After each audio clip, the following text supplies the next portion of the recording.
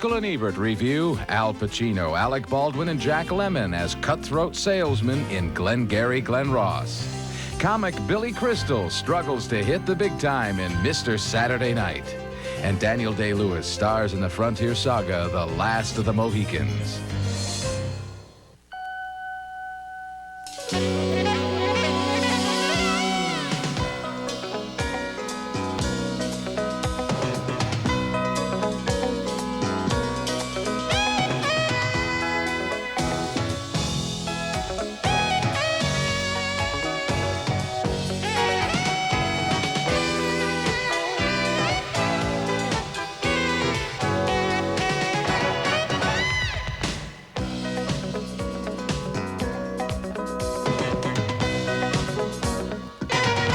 Heading west to Kentucky. There is a war on. How is it you are heading west? Well, we kind of face to the north and real sudden like turn left. A frontiersman is caught in a territorial war among the English, the French, and their Indian allies in The Last of the Mohicans.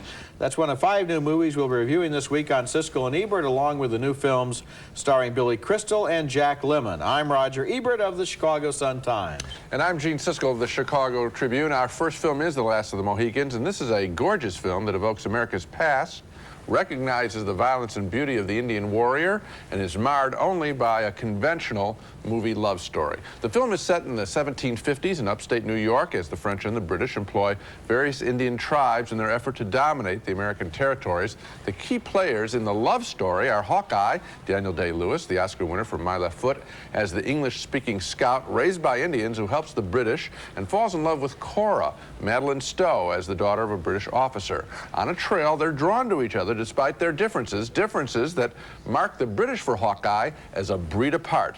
Breed apart? We make no sense? You're right, Mr. Poe. We do not understand what is happening here. Much better and truly magnificent is the character of Magua, played by Wes Studi. He's a Huron Indian war captain, and as he leads the British, he plots revenge for the way they have broken their word with the Indians and destroyed them.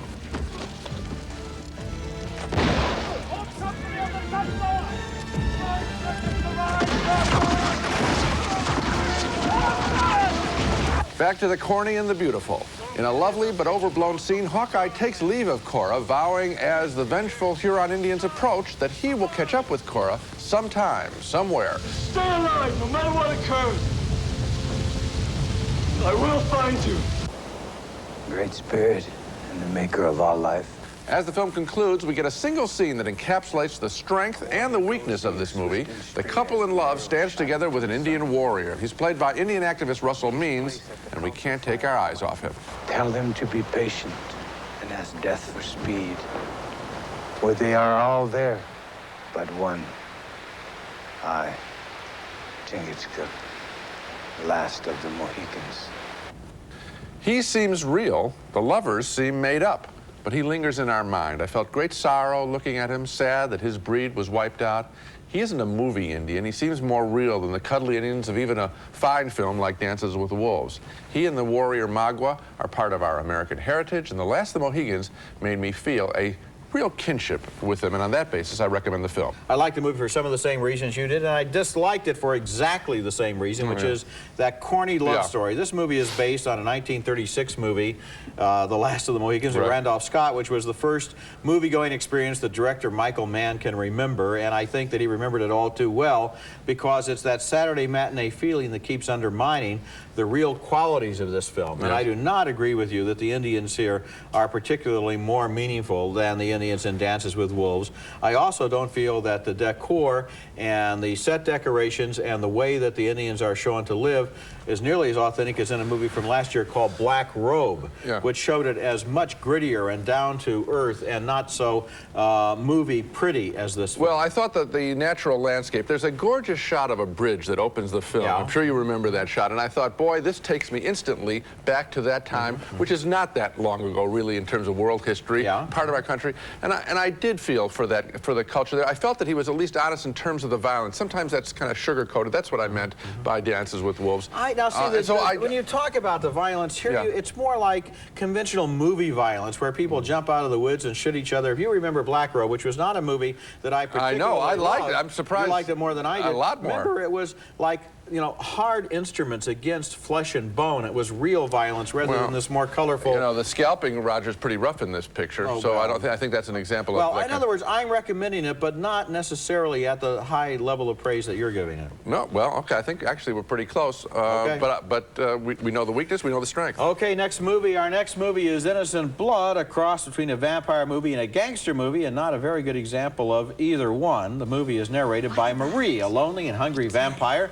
who lives in Pittsburgh and rejoices when a gang war breaks out because now she can dine on the blood of gangsters and disguise her killings to look like mob assassinations. The only problem is her method of operation leaves behind a lot of clues. The vampire is played by the intriguing French actress Anne Pariot, and her voiceover narration sets a tone that establishes her character in only a few words. He felt promising, but his eyes were sad. Anthony LaPaglia plays the cop who begins to suspect that the murder epidemic may have a supernatural origin. The only reason he's still alive at the end of this scene is she's falling in love with him. You are under arrest. Stay away from me or kill you! Robert Loggia stars as the mob boss who is first to discover that for a criminal, it might actually be advantageous to be already dead. After all, then how can anybody kill you? You really whacked me. But there ain't no blood. The big payoff in the movie is when the gangsters become vampires, and that is an intriguing idea, but Innocent Blood doesn't do very much with it. The gangsters stand around with silly grins looking like happy vampires and biting the throats of new recruits, while countless story possibilities are wasted. In fact, this whole movie seemed like good ideas thrown away on a careless script. Nothing adds up to very much, although I did enjoy Anne Pariot's performance as the vampire. You might remember her from that really good French film of a couple of years ago, La Femme Nikita. And once again, this time, she's tough and winsome at the same time, able to commit violence while always looking vaguely innocent. Yeah, I think they really blew it. This is director John Landis, the Blues Brothers, Animal House. I think that he's a pretty good action director, but I think it's... The slapstick comedy really doesn't work here. Yeah. The most exciting part is Anne Pariot in some very erotic scenes. I thought if they had just made an erotic vampire movie with her and LaPaglia, they have chemistry when they're, I mean, obviously she's naked part of the time, so it's pleasing to look at. The point is, I think that if they had focused on that element of the film, it could have had an explosively good picture. Are you familiar with some of the vampire novels by Anne Rice? Not at all. Set down in New Orleans. I know the names. That kind of feeling that she has in her books was captured in the best scenes in this movie. And then you have other scenes where Landis will throw away the whole reality of a scene just to get an obvious gag or some kind of a movie in-joke, as if his friends can enjoy it at a screening somewhere, and so that the reality is constantly being violated. The only scenes that work are between the two of them. Coming up next, Billy Crystal directs his first movie, a bittersweet comedy about a show business veteran known as Mr. Saturday Night. Is that a toupee? No, well, I, for one, was fooled. Buddy, young fanatic of the universe. He knows all of your routines. He worships you. So? So he's casting a picture. There's a big part. The character is named Buddy. He wrote it to be you, but he thought you were dead. Wait, I'm not? That's Billy Crystal, of course, made up as an old stand-up comic known as Mr. Saturday Night, a film that is better in its bitter moments than in its sweet ones. Crystal plays the character of Buddy Young Jr., a Jewish horse belt comic who loves nothing more than getting a laugh as he tells a young woman he's drawn to, Julie Warner, looking more grown-up than she did in Doc Hollywood. Boom, and I got them. They're mine. They can't take anymore. It's the best feeling in the world.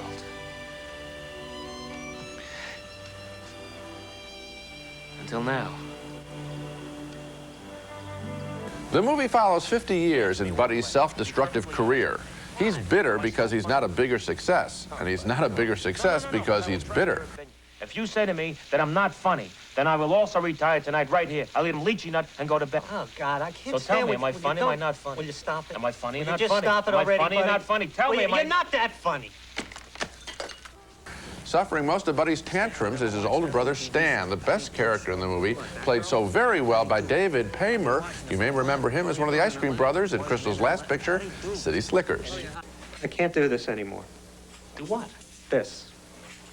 This. This, what I do, schlep work. Like you said, I drive the car, I watch the act. Stan, I didn't mean anything by that. You know, it's after the show, stuff is still flying out of my Well, mouth. face it, buddy, I'm the brother. There's the real love story in the movie, the surprise in a familiar plot about comics who are laughing on the outside and crying on the inside. Intended or not, what I took away from this movie is that there are some things more important than show business success, and among them is brotherly love. Sometimes the film goes soft and we're not sure why we're supposed to care about Buddy, and in those scenes I would have preferred a more contemporary piece about successful young comics today, a world that Billy Crystal, I'm sure, knows a lot about. But then David Paymer came on the screen and the brothers story sold me on Mr. Saturday Night. A marginal thumbs up for me. I liked it too, and I like just what you did, the relationship between these two brothers, Yes. and then also the agent and the wife. I mean, here's a man who doesn't really deserve the quality of support he gets from the people in his life. The one flaw that I found in the film was that it has to have the obligatory happy ending. Yes, that was... And you know, every yeah. comic who comes across as tough, like Don Rickles at the end of his act, he sings, "I'm a nice guy, I didn't really mean it." This movie at the end, Buddy Young Jr. basically is saying, "I'm a nice guy, I didn't really mean it." He has a change of heart at the age of 70. Somebody gives him one line and suddenly he realizes he should be nice. I think by the time you're 70, it's time to at least stick to your guns and go out as the same SOB you were all along. I don't think, I don't think too many people change at 70. Yes, a tougher, darker film would have been better, but this David Paymer performance is real special. Yes, it is. Real special, and a big surprise. When we come back, Jack Lemmon, Al Pacino, and other big stars as desperate salesmen in Glengarry, Glen Ross. When I talk to the police, I get nervous. You know who doesn't? Oh, Thieves. It's a Cadillac Eldorado. Anybody want to see second prize? Second prize is a set of steak knives. Third prize is you're fired. Alec Baldwin is the hotshot from downtown there, using a carrot and a stick on a room full of desperate real estate salesmen who are trying to unload worthless property that nobody seems even slightly interested in buying. And their despair is at the heart of Glengarry Glen Ross, an inspired new movie with great performances and a screenplay of lacerating anger by playwright David Mamet. One of the salesmen is played by Jack Lemmon, who was once a great salesman, but is now broke and humiliated and without any hope until he lands a sale and convinces himself that maybe he has a chance at that Cadillac. Rick, 8 units Mountain View. Sold 8 Mountain. You bet your ass. Who wants to go to lunch, huh? Who wants to go to lunch? I'm buying it. Lemmon is terrific in this movie. And how did he sign those prospects? He explains his techniques to another salesman, played by Al Pacino. Know what I did? I locked on them. I locked all on them. Nothing on me, on them. And oh, God, I am holding my last thought. Now is the time. Meanwhile, speculation centers around a group of names called leads that the salesmen have convinced themselves are hot prospects. Like anything else, it seems to me, that is negotiable, a guy could sell them. How do you know he buy them? Because I worked for him. You didn't talk to him? No. What do you mean? Did I talk to him about this? Yeah. Are you just talking about this, or were you just talking about it? Yeah, we're just speaking about it. Speaking about it as an idea? Yes. We're not actually talking about it? No. Talking about it as a... No. As a robbery. As a robbery? No. The title of Glengarry Glen Ross is inspired by 2 mythical real estate developments that these guys are trying to move, and the play was a great success on the stage in the mid-1980s when times were good. Now, when the economy is not so hot, it plays even better. It's rare to see ensemble acting on this scale and with this skill in a movie because every one of the actors is at the top of his form, and Jack Lemmon has a scene here where he goes out in the rain and knocks on a prospect's door, and this guy doesn't want to buy any real estate, and it's one of the best single scenes this great actor has ever appeared in. Of course, the Mamet dialogue is filled with 4-letter words. It always is. You've got to bleep every other word in some scenes, but here the words are like music or like punctuation, and they really work. I like the film a lot. I loved the play. This is one of my favorite plays, and I think there are times when I heard the words and the action seemed a little stagey for me, but at the same time, at the end of this, I was so wired up that I took some notes, and one of the things I wrote down as I walked out of this movie is if a salesman were to call me in the next hour, I would have picked up the phone and shouted an obscenity into the phone and slammed it down at them because I was so pumped up. And okay, I'm empathetic toward their situation. If a salesman had called me, I might have even listened. Oh, no, I would not. Because I empathize with these guys. No. So I was, this thing got me tense. And I just, hated to see the manipulation there. I empathize a little bit with them, but they're trying to steal people's dreams. Now, see, we both like this movie, and we saw a different movie, because what I sympathized with was that here are guys who are broke. Of course. Lemon has his wife in the hospital. The others can't put food on the table. They can't feed their families. They've got worthless leads. They're on the phone calling people that don't want to hear from them. It's pathetic. It is pathetic. It's the situation that people are in because they need money to support themselves, so I didn't hate them. I felt sorry for them. I felt sorrier for their victims than I felt for them. on stage, I think I had more of your reaction. In this film, I didn't like them. I'll tell you, who I thought the best performance was? I know Jack Lemmon's getting all the praise.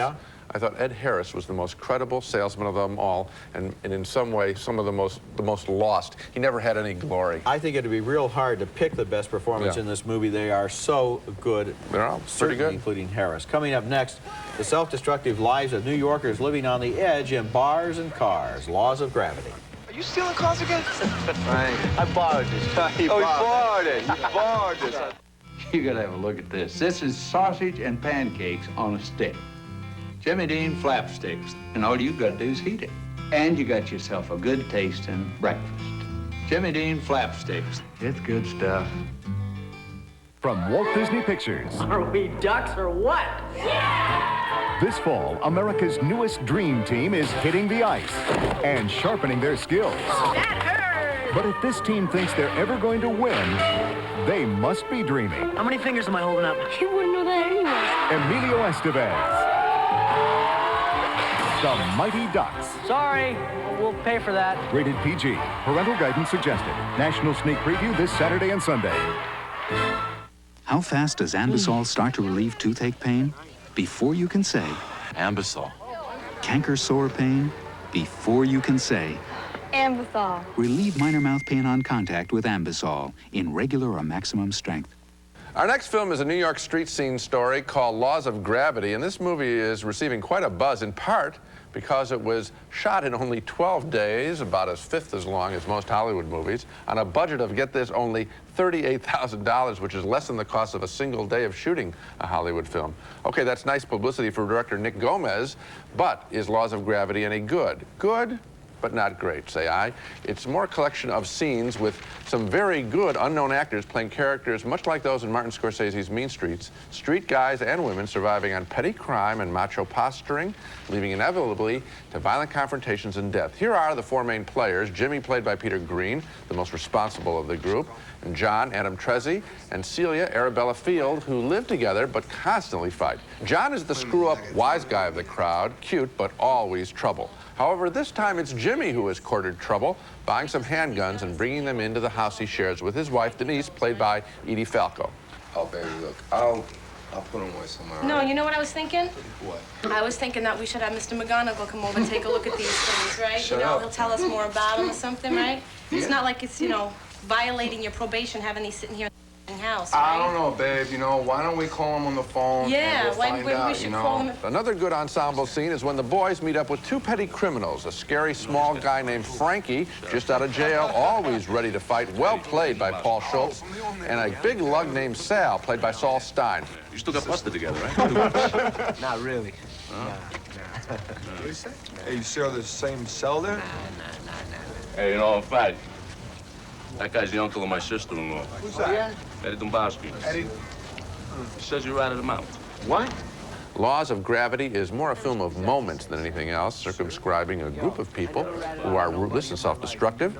We want to warn the women to get away from these men, only recommends the movie more because we do care that much. I look forward to Nick Gomez's next film, which I trust will be less derivative from the films of Martin Scorsese. To the degree that he is derivative of Martin Scorsese, at least he's picked a good model. And I like the fact that this movie is a series of moments, as you say, and not an artificial plot that's trying to organize action that really doesn't follow from A to B. These people are too disorganized to really get a plot going. And what the movie played like for me was like you pick up the paper on Monday morning and you read about some guy who shot outside a tavern on a Saturday night, and this is the backstory. This is about how a certain kind of lifestyle can produce produce violence, even though nobody particularly wants violence? I think some of them, at some level, Roger, do want it. I think they do, because I think it solves the problem of what to do with the rest of their lives. I mean, they just don't think in big plans. I guess if you're dead, you don't have to plan ahead. Yeah, when we come back, our weekly video pick, another film in the distinctive style of David Mamet.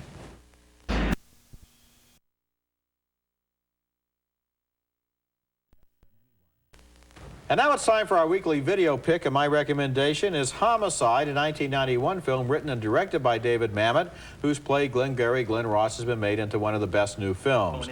Homicide stars Joe Mantegna, one of Mamet's favorite actors, as a weary and cynical Jewish policeman who gets called into a case he should care about, but doesn't. I got a call downtown. The Jewish guys, they got this clout. The doctor wants you. You were there, you're his people, you're on the case. I'm his people?